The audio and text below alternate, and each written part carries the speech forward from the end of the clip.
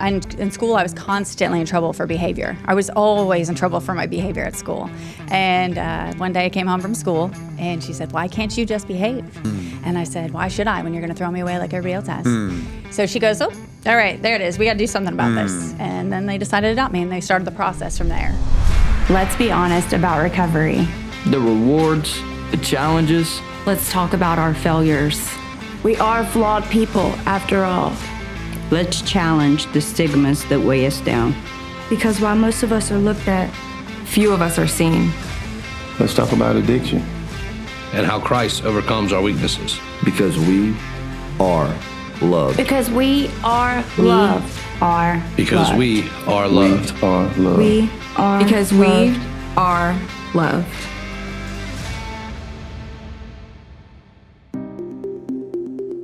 Hi, my name is Amber.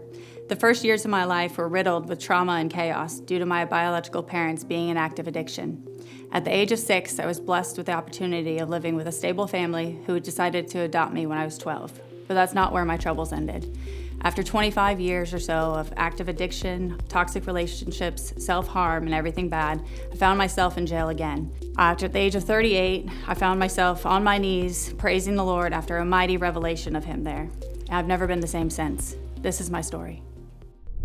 Hey everybody, welcome back to Jesus Loves Addicts. We're excited to take on another story of redemption here and make much of Jesus. And so today with us we have Miss Amber Mitchell.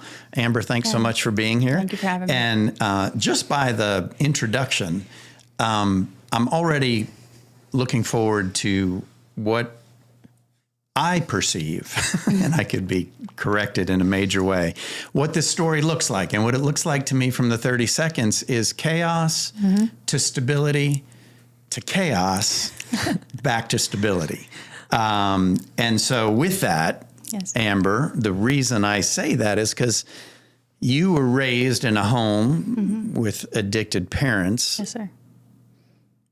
And then things get better, and then you enter your own chaos. Is that a fair way to look at that? Yes. Yeah, to a degree, yes. So there was like it was up until I was 6 before I was taken in by this family who happens to actually be a family by marriage. So we'll get into that later if you want. Okay. And they, although they were stable, they were perfect looking family, you know, the white picket fence and everything. I was still troubled. So sure. Yes, they were stable, but I introduced instability to their home. And so yes, it was more stable, but there was still, than what you there were was still used a little to. bit of chaos that I brought with me to their home. So it was very much so chaos to a stable family where I introduced chaos and then brought out to my own version of chaos on my own after that. What a great way of looking at that though, right? Because we're really talking about the input to you. So from 0 to 6, the input to you is chaos. Yes, sir. From 6, you go to a healthy home where the input to you is stability, but now you carry the baggage of instability that was already there and so that's a really neat way to look at that. So what does that look like? Let's look at the 0 to 6. What was the instability there? So my very first childhood memory, I was about 3 or 4, and it was the day that I was taken from my biological parents. So I remember standing there with the police beating on the door. My dad was in the bathroom doing his recreational habits. My baby brother was in the bedroom crying with my biological mother trying to quiet him. And my biological father was telling me to, shh, be quiet, don't answer the door.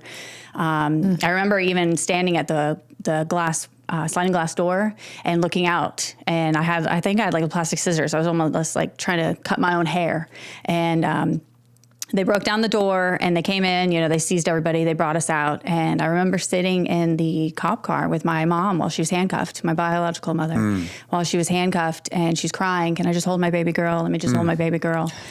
From there, going to some sort of office. I'm guessing it was a type of Foster. Yeah, Foster or CPS or whatnot, where they bought me peanut butter crackers and explained to me that mom and dad were bad, but I'd see them later and try to break that down. Just because of your wording, is that what they said? Mom and dad were bad, or did they say? It was along those lines. I remember the lady. I remember seeing she had like orange hair and glasses, and I remember her trying to break it down to me and in a way that you would understand. In layman's terms. And Kind just of saying an that they were going unfortunate way to put that. But right. They were going to be gone for a while. I remember saying that. So maybe I'm interpreting it as because they were bad As a 3 now. or 4 year old, So I wouldn't. I can't remember exactly what she said. Yeah. I do recall, though, having the feeling that mom, dad, I knew that they were going to be away, but I assumed because they did something. Yeah. So. And sorry, not to take you off the point, but just for anybody listening who might be thinking, well, Paul, that is bad. It is bad. Their behavior is bad. Yeah. But something troubles me about a child being told that their parents are bad, right? Versus, hey, your They've parents done have made something some bad. mistakes. Sure, They've sure. done right. Yeah. Anyway, I don't know. That just strikes me. Again, she might not have said those words. I got That could you. have been Yeah, my you were young, interpretation and as that's how a you- toddler, or That's how you whatnot. heard Yeah, it. sure. Yeah. So, absolutely. Fair enough. You've had all these authority figures barge into your life, and you had not really had that. Yeah, exactly. Yeah. And to me, it felt bad. I mean, it felt Absolutely. I was being ripped from my parents. Yeah. And your brother. The only ones I remembered. And, but come to find out, actually, I've learned that wasn't actually the first time that had happened. That's just my first recollection of it. Okay. So later, as I've now, become sober and researched my family history and such a little bit further, I've been told other stories where that's not the first time that's happened. So. But that was at 6? No, that was when I was 3 or 4-ish. 3 or 4. Okay. So I don't know I don't remember exactly when, but that was just my first personal memory that I have. Yeah. And your parents were addicts. Yes, sir. Yeah. Hustlers, addicts, the whole 9. They did it. They did it for the money, but they did it for the fun too. So yeah. Addicted to the whole lifestyle. Where did you go from there? So from there, I recall going to my biological mother's mother, so my biological maternal grandmother, my grandma Mary. So her and my grandpa and my uncle all lived in a house together in Cocoa, Florida. I was born in Texas, and then we moved over here to Florida. But then I was taken from them, and then I moved to Cocoa. Was taken to Cocoa where they were. But is that at 6 or is that? No, this that's time? right afterward. So that's 4. the first place I remember. So yeah, about 4-ish, I think. Okay, so there's some bouncing back and forth. Okay. And then I lived with them for a little while. And then from there, I remember actually when my grandpa died. Like I remember drawing a picture of him being carried out on a gurney. And so then, they were struggling. So they said that they couldn't take me anymore. And then I moved to another family who said they couldn't take me anymore because I was a very troubled child. Then I moved to another family that kept me for a little while. Where was your brother?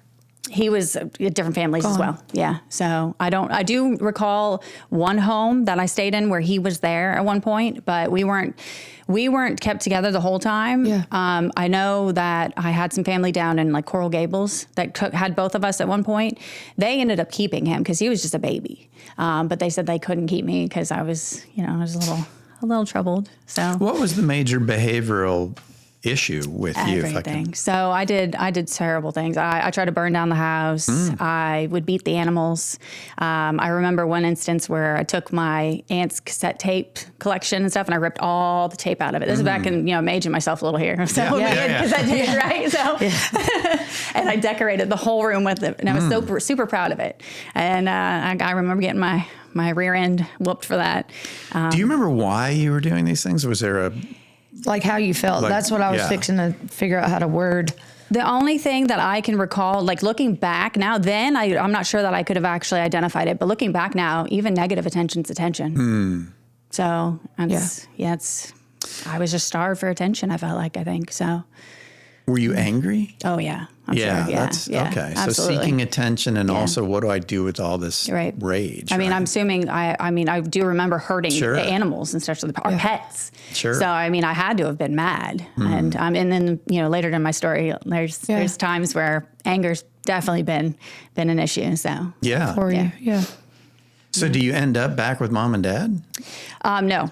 Oh, never. So No. from 4 No, on. that was the final. That was the first and last memory I have of me being with them. Okay. So and they weren't together either. They were unwed, and they never ended up back together either. They both went to separate prisons at that time. And then my biological mother got out first years later, or I think years later. I'm not 100% positive because she kind of fell by the wayside for a while. But my biological father was in prison for quite a while, so years and years. And we ended up... For drug charges? Yes. We ended up getting back into contact because, again, so Yeah. After I moved around from a couple different families and such, the family that took me in is actually my biological father's stepsister and her family. That's who adopted you? That's who adopted me, yes. Okay. Yes. They took me in when I was about 6, but they adopted me at 12 because it took a little while for the adoption process. They weren't sure. And then the point that they decided they wanted to adopt me was actually after having me for a few years. And I was just, just a mean little girl. My mom. Was that the hesitation? Because I think you said the adoption didn't happen until you were 12. Yeah, so it didn't. There was 6 years of It living. was partly because I don't know that they knew they were going to adopt me initially, but what convinced them, basically, I'm told by my mom, she said, in school, I was constantly in trouble for behavior. I was always in trouble for my behavior at school. And one day I came home from school, and she said, why can't you just behave? And I said, why should I when you're going to throw me away like everybody else has? So she goes, oh, all right, there it is. We got to do something about this. And then they decided to adopt me, and they started the process from there. Wow. But it took years because they had to find my biological mother. They had to get my biological father to agree. They had to hire a private investigator to find her. And she signed the paperwork right away, I'm told. And he actually hesitated a little bit because he thought maybe he was going to be able to get out and maybe reestablish his family. But then he eventually found out, since I was still going to be in the family, it was going to be in my best interest to probably do something better for you. But I think that part of that anger is if you're already battling rejection, but you don't have a way to put words to that. But if that's what I'm expecting, then chances are I'm probably going to act out sooner rather than later and just go ahead and get it over with. It's like a defense mechanism, like a if that's protection. where we're going to end up, let me go ahead and control the narrative, and I'm going to show you, let's just be done. Right, yeah. I'm going to give you a reason to go ahead and reject me instead of feeling like I don't know there was a reason why I was rejected, sure. Well, and a 6-year-old doesn't know how to say that. Right. Exactly. How old were you when you said that? Was that 6? So I was young elementary school age. I don't know exactly. That was probably about 8-ish. Okay. So because it did take a couple years to get the adoption process going. Yeah. So, yeah. From my understanding, I don't recall all the I do. But what a heavy weight. Yeah. So that idea that I'm just waiting for the next time to be thrown away. Right. Eesh. Yeah. I mean, for a child. Wow. Well, I mean, I didn't experience nearly as rough of a childhood as others going through foster care system or whatnot. I was, there were several families, but most of them were relatives, whether step relatives, biological or whatnot. And, but it was still traumatic. Sure. Being It is still traumatic. given away, saying that they couldn't handle me in a sense. Yeah. So. Well, and that gets seeded, I think, the first time you're pulled from your natural parents, right? That's probably the genesis of that real confusion, right? So, okay. Yeah. So where does this take us? Well, so some of in the 6 years still, after I was removed from them, with the families that I stayed with, there was one particular family that I was with that I suffered some sexual molestation and such that obviously caused more some damage issues there, lots more damage there. More anger, lots more anger. So there was abuse of all sorts. So there's verbal abuse, physical abuse, sexual abuse, the whole nine. I was neglected in the sense of I was left there. I was told that they found me a bit alone in the home, trying to self-suffice, basically. Do you know how long you were there? I don't. I'm actually very grateful to God that I don't recall some of that. So self-suffice. Yeah. But we're not talking about there was nobody there to care hours. for me, so I was eating things like dog food or whatnot. So I was told. So. And you were about how old? Somewhere around the ages of 5. So. And are we talking days, not hours, right? I'm not sure. just So I don't imagine that it was days. Okay. But I don't know for sure either. Okay. Yeah. So again, I'm very grateful for the protection Not on the memory knowing. there. So Yeah. yeah, absolutely. Yeah. So I'm just those ones. I'm just going off of what I've been told from my other family members. So Yeah, I'm thankful you don't remember that part. Right.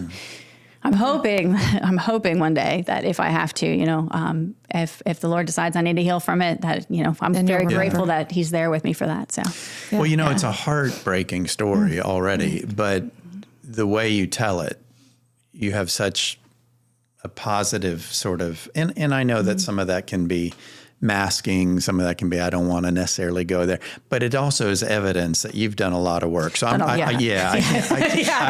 can't wait to see what good stuff is on the horizon. Yeah. So I've done a lot of work. And also I've really taken, Genesis 50:20, where he takes all things and turns them into good, all things that you meant for evil and turns them into good. That's one of my favorite life verses, because that has been proven time and time again the past couple of years now. Yeah. So, well, anybody watching you now, here's evidence of that, right? So, yeah. I hope so. Yeah. I hope that they see that too. And I hope that we're able to put it, I saw some of your before photos. Oh yeah, and your eyes. I sent them some. Yeah. I sent them some of the good mug shots. Because there's several of them. Yeah, there was a few, but it was just the eyes. Yeah. You see, it's lights are on, but nobody's home. Yeah.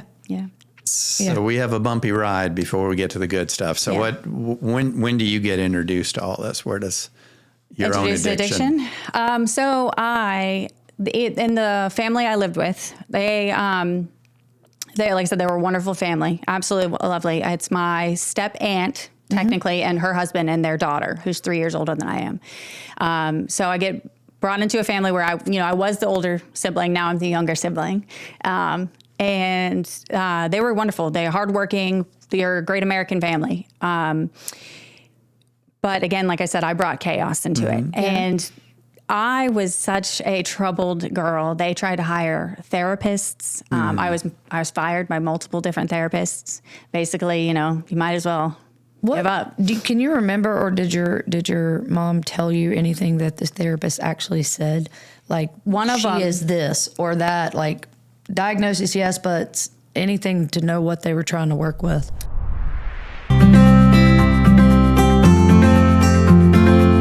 I'd like to take a moment to recognize a major podcast sponsor. Today's episode is brought to you by America's Thrift Stores, your go-to option for decluttering and giving back. If you have a closet bursting at the seams or a garage that's seen better days, we've got the perfect solution for you. That's right. America's Thrift Stores makes it easy to clear out the clutter and make a positive impact in your community. Whether you're cleaning out your wardrobe, downsizing your living space, or just looking to give back, America's Thrift Stores has you covered. And here's the best part. You've got options. Schedule a hassle-free home pickup, drop off your items at one of their convenient donation sites, or swing by an America's Thrift Store to donate in person. No matter which way you choose, you're making a difference. Absolutely. Every donation you make to America's Thrift Stores directly benefits charities in your area, such as the Home of Grace and other fantastic organizations dedicated to helping those in need. For example, donations made to America's Thrift Stores in southern Mississippi help the Home of Grace provide support and assistance to individuals facing drug and alcohol addiction. Your contributions make a real impact on their mission to provide freedom from addiction through Christ-centered recovery. So not only are you decluttering your life, but you're also helping build a stronger and more supportive community. It's truly a double blessing. So what are you waiting for? Clean out that closet, clear out that garage, and make a positive difference in your community by donating to America's Thrift Stores. Visit America's Thrift Stores online to schedule a home pickup, locate a donation site near you, or get directions to one of their store locations. America's Thrift Stores, where giving back never goes out of style.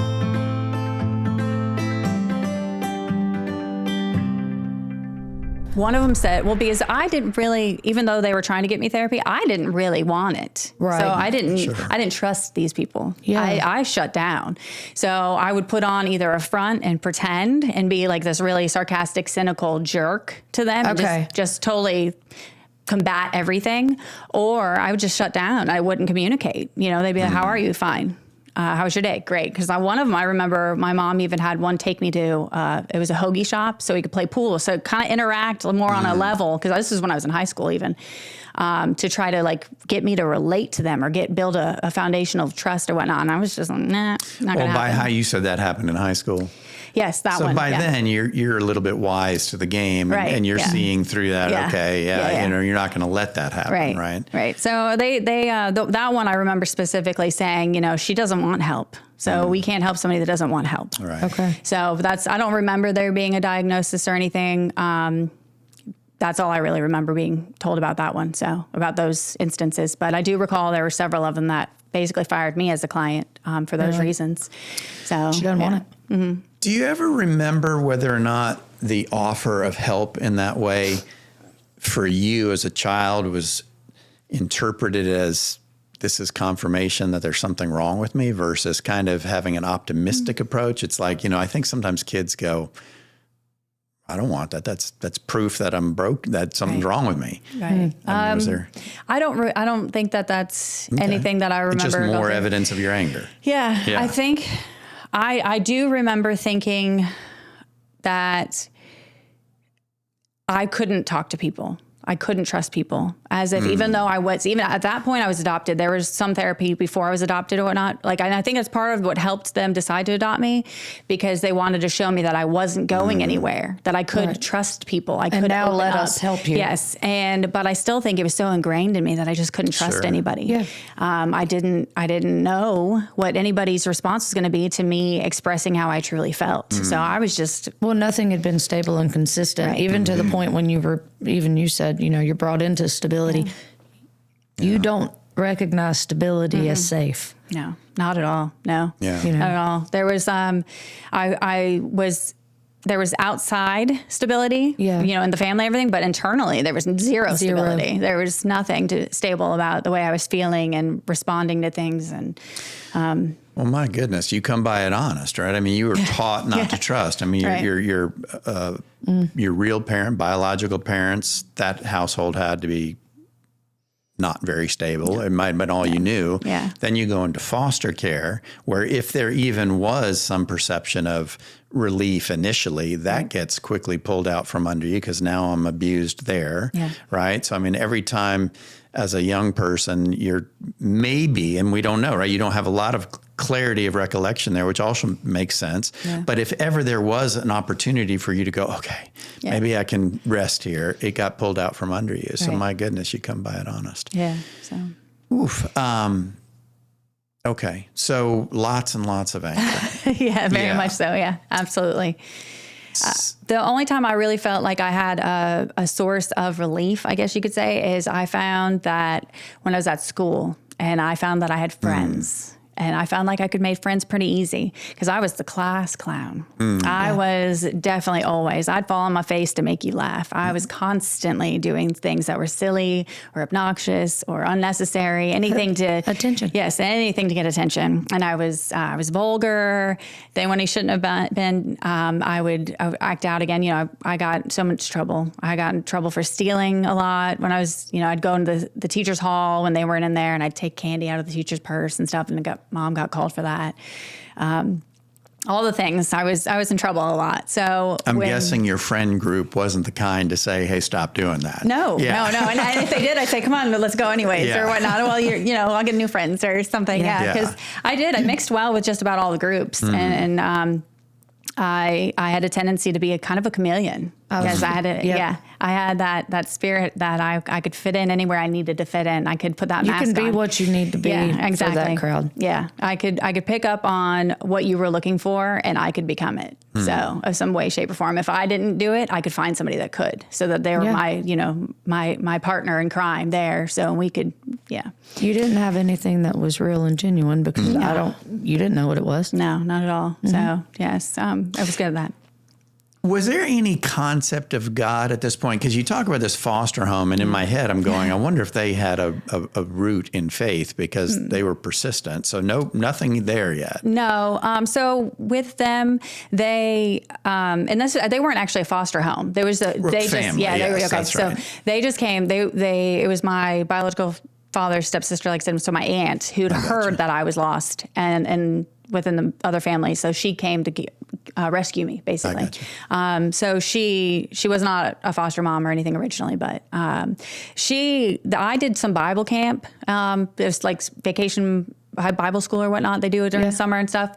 Or I went to the teen Bible class they had on Wednesdays at one of the local churches. But that was because I was going there for the people. Yeah, I had God. I was like, in all honesty, I cursed God. I was very much so what kind of God would let things happen to a little girl like they did. Yeah. So I was like, God's I don't want him and need him. I don't, he ain't, there's no, if he was good, he wouldn't have let that happen to me. So I'm going to jump out of sequence here. Go ahead.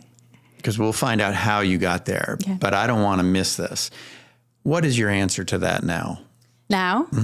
Oh, I mean, he's the savior. He's my everything. Yeah. He pulled me out of that miry pit and put me on a solid rock foundation. And he's my love, my hope, it all. So he revealed himself in such a mighty way a couple of years ago that there was no mistaking it.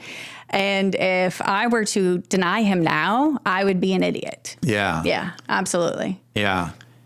So let me push a little bit more there, because I thought this is such a wonderful one, because somebody out there is going, okay, well, fine, but why does he allow that, right? Yeah. Why would a loving God allow that? Well, do you have an answer for that? He allows it because genuine love is not love without free will. He gives us free will to make our own decisions and make our own choices so that we will choose him, because that's genuine love. If I were to take you, shackle you, and put you in a corner and say, you must love me, that's not love. Amen. So if he were to try to force us to love him, that's not real love. And he is the embodiment of love. That's right. So he wants to be loved in return. He created us in his image. He wants us to love him in return. You know, he wants us to walk in the garden with him again, like Adam and Eve did in the beginning. Yeah. Mind you, it was ruined, but he longs for that. Yeah. So, yeah. Boy, I love that. Yeah. Thank you. I knew you were there. And we're going to go ahead. Yeah. I love that, because I often say, he loves us too much to enable us. Right. He's not going to soften our landing. Yeah. Now, somebody's saying, well, that wasn't that little child's fault. But the reality is, in the eternal timeline, what he's trying to show us is that there are consequences to the fall period. Yep. To the fall Absolutely, period, right? Yep. We're all in that fallen nature, but he loves us out of it. So I love that. Thank you so much. All right. Yeah, well, and even in those moments, even now looking back, it's still troubling to know that innocent children are harmed and such. Is. But looking back now and seeing where I'm at this point, everything that happened for me to be here. And it happened to me. He allowed those things. He was there with me in that time, although I didn't recognize it. He was there with me and didn't let too much go on, because he knew it. I would be here at this exact moment, this time, this predetermined time for me to be able to help him recognize his presence with everybody. So for those that don't believe, hey, look, Beacon, hi, how are you? Like, it's true. So I love this. I know we're coming off script a little bit, but because I love this topic. Yeah.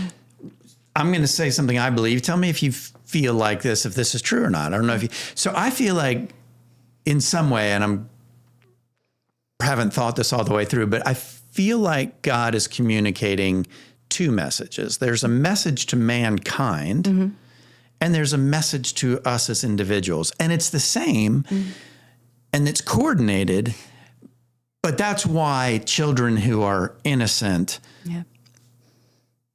suffer consequences, because the message is also to mankind. Absolutely. Here's the consequence of mankind choosing against me. There's fallout from this, right? And so we're all born with a propensity for sin, and we're all born imperfect, and we're all born in a spiritual war zone that started from rejection of God. And then there's the message he sends to me individually that we are awakened to as we walk through life, through our own personal consequences and bad choices. Does that? I agree with what you're saying. I do. I agree with what you're saying. And I'd also like to say about the message to mankind, a lot of people don't consider that they're sinning just as much as the person that hurt that innocent child. Amen. It's all across the board exactly the same, no matter what. The idolatry, the hurting children, anything you do, the covetousness, the lustfulness, anything is all on the same level. And a lot of people don't understand that, because we have our own level of judgment. So we think your sin is better than my sin, or vice versa or whatnot. So we look down upon you on that. But I didn't. Right. So, and I have a tendency to agree with that. Even knowing this, I have a tendency to agree with that with certain things, such as the innocent child topic. Those sins seem like they're worse they should be worse than other ones. But that's not the way that he's a just judge. Yeah. That's not the way he sees it. That's not the way it's deemed. So a lot of people don't take that into consideration. When the message comes across, yes, I'm trying to teach mankind this, they're not remembering that that's a big factor. Yeah. That no matter what, we're all sinful. And the lesson is that the fall happened and we're born into that. That's right. Also, from an addiction standpoint, when we talk about taking responsibility, and one of the hard things as someone in recovery that has children and put them through it is that innocent child, the things that happen are consequences of the parents' decisions. Amen. Yeah, absolutely. Yeah. I've had parents say, no, it was CPS. It was, no, not at all. No, it wasn't. No, it's not. Yeah. Because if I had been doing right, if they had been doing right, CPS wouldn't be there. CPS wasn't going to be there. Yeah. And I'm not going to get real healing and freedom if I don't say, you know what? They wouldn't have been there if I hadn't have done X, Y, Z. Yeah. My mom wouldn't have had to raise my daughter if I had you know what I mean? You wouldn't have been in that. But you're right. It's not a perfect world. No. But the reality is the innocent child didn't ask for it, but the parents had free will too. Absolutely. Yeah. Kathryn, I love that. That just brings some. So the real consequence of the fall is that we suffer the consequences of the human condition, the heart that is not in line with God. Yeah. And so I love what you're saying is that we can look at the child as innocent, and I think that's a fair observation, but the reality is the brokenness of the people around them, the human condition, the bad choices other people make have consequences. And that's what we are seeing. That's what God is making so plain to us is the brokenness, the inability for humankind to correct its own path, right? And so I love what you were saying too, is that we tend to judge sin, right? We say, "Ooh, murder, that one, you can't get out of that one," and then we go, "But lying, we could do." But the reality is, the disobedient heart is at the root of both of those, and that's what God sees. God sees the root of sin, not the classification of sin. Exactly. We do that. Yeah. What a beautiful point. Wow. Yeah. Man. Before we go any further, let's take a minute to address the man or the woman listening to today's episode and wishing for a better life. Or maybe addiction has completely overtaken a family member or a friend. You are not alone. As you may know, the Jesus Loves Addicts podcast is produced by the Home of Grace, a Christ-centered addiction recovery program in South Mississippi with over 60 years of experience. The Home of Grace has residential programs ranging from 30 days to 12 months. With 2 separate campuses for men and women, they are fully staffed with caring individuals who want nothing more than to guide you to a life of recovery. Services include individual and group counseling, marriage and family counseling, classes, workshops, GED, and workforce training, all grounded in biblical principles. And because of donations from the community, the cost of the program is incredibly affordable. Thousands of alumni from across the country can tell you there is no other program in the world quite like the Home of Grace. If you want to start a new path to recovery, don't wait. Speak with an admission specialist today. Visit homeofgrace.org or call 833-55-GRACE to talk with someone. That's 833-55-GRACE. Call the Home of Grace today.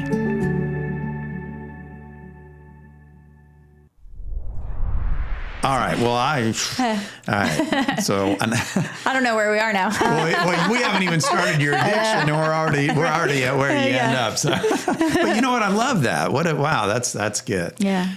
All right. So your addiction, where does this begin for you? With my friends, because I found my out with my friends. So my escape was my friends, going to school, even though I was trouble and whatnot. And so my sister was 3 years older than me. So, and she, being 3 years older than me, she had friends that were older. And I happened to, I was...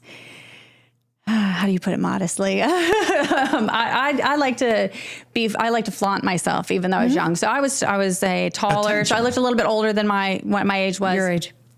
So I remember trying to hang out with them. And I met some of the older crowd, just a few years older. Well, they were doing things that, the younger crowd wasn't doing, drinking, smoking, and such like that. And I kind of got my way in there and realized how much I liked it. So it started off just something simple, like I think we're smoking cigarettes before our track meets, because I was an athlete too, believe it or not. I was surprising how I pulled that off, considering. But so we'd be smoking cigarettes, under the bleachers before a track meet or something like that. And then that kind of rolled over into marijuana, and that kind of rolled over into drinking. And then drinking became a thing for almost every weekend.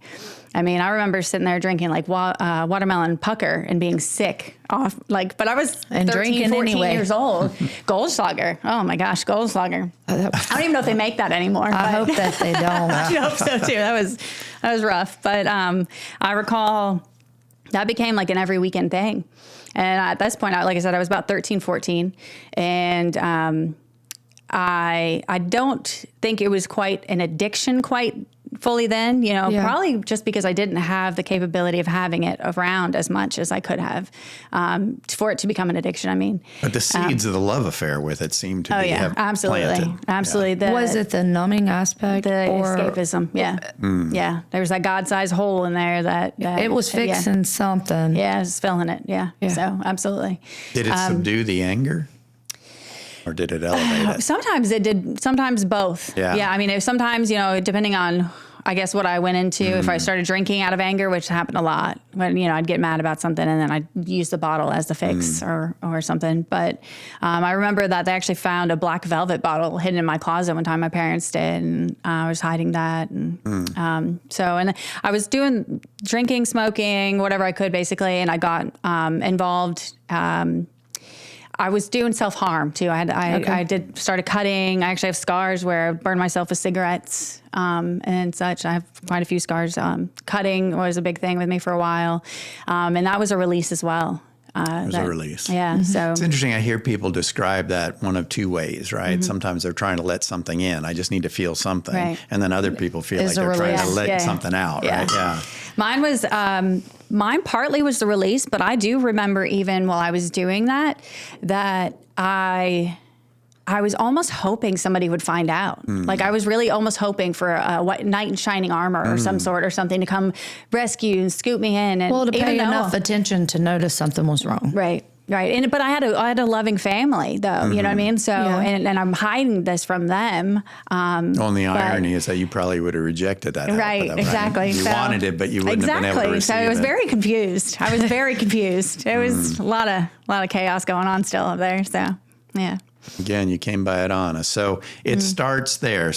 You're mingling with the adult kids, probably feeling good about that. It's probably an ego boost. Yes, yeah. Because so the way that kind of happened too is my sister didn't want me around. I was a little sister. We're annoying little brats and stuff, of course. But I was in band as well. So and band was all the grades together. So like 9th, 10th, 11th, and 12th were all together. So I wasn't separated from them. So I got the chance to hang out with some of the older kids and such like that. And then, of course, when I was in some sports and such, so I got to hang out with some older kids. So there was plenty of opportunity, even though my sister tried to keep me away from them. So, and I became kind of popular with the older crowd because I was very flirty, very, very flirty. And I was up for a challenge. Somebody said, "Oh, I bet you can't take these 3 shots in a row. Watch me, boom, boom, boom." And then I was like the life of the party as best I could be. Yeah. So, until I got sick or whatever, but yeah. And then it was over. Yeah. I still tried though. I'll tell you what, I was still trying to put on that big girl face there. So it does not derail your high school career. You end up doing all the things. Where do you go from high school? So I ended up getting a job at a movie theater when I was 16. Okay. And that actually was awesome to have a job, but it was terrible because the people I'd met there introduced me to other drugs. Okay. And so at this point, I was pretty popular within my friend group and whatnot. So my mom got tired of answering the phone at the house saying, "Hello, is Amber there?" Well, felt like she was my secretary, basically. So I ended up getting a job, buying my own landline at the house, which was trouble. Lovely. It was awesome for me, but probably looking back now, probably terrible. Yeah. But I'm very grateful for her to do that at the time. I paid for the bill, and so I was just kind of the trouble just kept adding up. Like it was just the path. You could see where it's kind of starting to going to go to derail here. And at the movie theater job, I've always been a really hard worker. Like I put my mind to something and I go to achieve it. Perfectionism. I do my best that I can. So I advanced quickly at the movie theater. So I met all the groups that work there. There's the projectionists, there's the ushers, there's the box office, the concession stand. And I'd happen to work in all areas because I was a very hard worker. And I was introduced to some people, and then we started doing ecstasy. And I'm 16 years old. So this is, again, I'm going to age myself here. This is when movies weren't digital. Okay, we didn't have the DLPs then, the digital light projectors. They were actual reels, actual film reels. That's and we so had, cool, though. and we had to splice them together. So we'd get big tin cans of reels of film, and they'd have to splice them together. And on Thursday nights, we'd preview all the movies that were built so that they were ready to go for Friday. Well, Thursday night, so everybody that wanted to stay after Thursday nights, we'd close to the public and we'd stay and preview the movies. Oh, we'd take some ecstasy or something, and then we'd get in the theater. We'd be taking our shoes off, walking around the bare carpet, and just doing Y'all were having a great time. Doing all kinds of things that we shouldn't have been. So I actually ended up getting fired from that job for getting caught on camera for making out with a girl behind the dumpster. Yeah. So we were doing all the things there at the movie theater. And that led to my mom and I we're fighting constantly home. Just fighting. I was always not listening. Does that make sense? Yeah. I just wouldn't listen to her. And she'd ask me to do something, I wouldn't do it. I was still doing well in school, well enough. And then one day I came home, my radio got stolen out of my car, and it was the latch was broke on the back of my Jeep, and somebody broke in and took the radio. So she told me to go get it fixed. Instead of going and getting it fixed, I went to my boyfriend's house all day, and I was hanging out with him, and I never got it fixed. So when I came home and it wasn't fixed, she was pretty upset. And I remember I threw a phone book at her. And then I ran. By the way. So, because that's not, you don't throw a phone book at her and then you expect to stand there and not have something thrown back at you. But after that, she told my dad, because my dad was the disciplinarian. And I knew it was over, though. He basically said that either you're grounded until graduation or you can move out. And I said, bye. See you later. Before they get to that point, can I ask, because you just mentioned having a Jeep. Yeah. She's encouraging you to fix it. Yeah. Sounds like they loved you, but were they enabling? Did they let a lot kind of? So I think that, that's a tricky way to put it, because I wouldn't say it was so much enabling as much as they were just trying to be as loving as they could to me, because they thought that me being as rough of a kid as I was, that they wanted to love me extra hard. You know what I mean? So enabling is the effect of it can still be enabling, even though the motive is pure. Yes, it looks probably like that, and it probably is described like that. But I would definitely like to think that they not so much. I get the word enabling because we think of just parents and things like that. But you said it on another episode, and I think you actually said it to me. That in the effort to love or to help, it causes, sometimes it can cause us to become too passive in areas. Is that kind of it?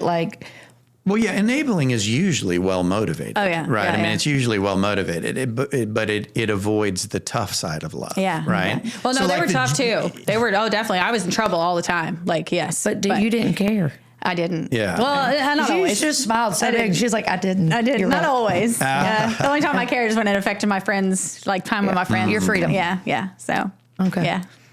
But I was in trouble all the time. I was out in the yard pulling weeds. My mom would have to come out there and be like, Dennis, let her get some lemonade or something, or I'd be on the tool truck helping him organize. He had boxes of tools and just those beer flats, just full of different assorted tools and stuff. And I had to get the catalog out and organize each one individually and label it and stuff. They had plenty of tasks for me to do. Yeah. I had plenty of chores and stuff when I was in trouble. So I was reprimanded when I was misbehaving.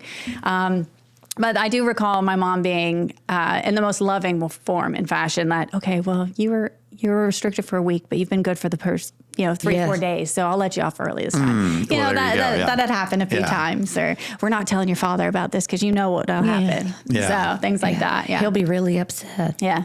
Note to self, we'll have to do a concentrated episode on what that all is. But so you make the decision to move out. That's the option. Yeah, I did. Yes, I remember as I was walking down the drive, because I couldn't take the car with me. I couldn't take anything that I didn't purchase. So I left with very little.